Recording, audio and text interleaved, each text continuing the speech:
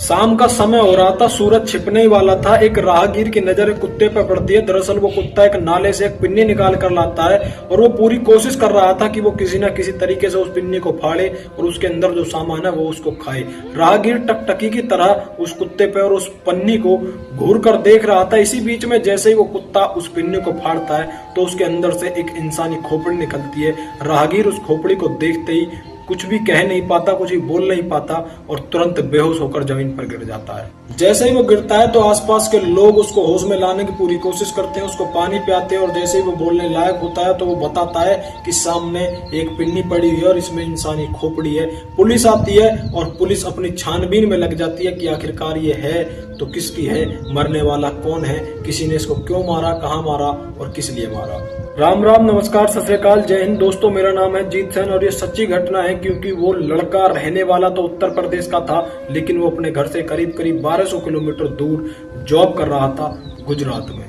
दो दोस्त होते थे जो कि साथ साथ खाते थे, साथ साथ पीते थे और दोनों ने एक ही साथ पढ़ाई करी थी और दोनों एक साथ जॉब के लिए अपने घर से करीब करीब 1200 किलोमीटर दूर निकल जाते हैं और इसी बीच में दोनों की शादी हो जाती है। एक दोस्त अपनी पत्नी को लेकर वहीं पहुंच जाता है जहां पर वो जॉब करता था। जो दोस्त अपनी पत्नी को लेकर जाता है वो दूसरे दोस्त से कहता है कि तुम भी हमारे पास रुक जाओ, एक तो तुम्हारा रेंट नहीं होगा और तीनों एक साथ रह लिया करेंगे। इसी बीच में उस दोस्त की नजर गंदी हो जाती है और मौका देखकर जैसे उसकी बीवी नहाने के लिए बाथरूम में जाया करती थी तो वो उसकी वीडियो बना लिया करता था। और उसने वीडियो एक बार नहीं, दो बार नहीं, बल्कि कई बार वीडियो बना लिया था और उन दोनों पर एक 4-5 लाख रुपए का लोन चल रहा था। तो वो दोस्त कहता है कि आखिरकार तुम लोन क्यों नहीं भर रहे। तो वो अपने दोस्त को ब्लैकमेल करके धमकी देकर कहता है कि ये लोन तो तुझको ही भरना पड़ेगा, अगर तू लोन नहीं भरेगा तो तेरी पत्नी की मेरे पास में अश्लील वीडियो है, अगर तू लोन नहीं भरेगा तो मैं इनको वायरल कर दूंगा। जैसे ही वो दोस्त इस बात को सुनता है, परेशान हो जाता है, उसके पैरों के नीचे से जमीन निकल जाती है, वो हाथ पैर जोड़ता है लेकिन वो वीडियो डिलीट नहीं करता।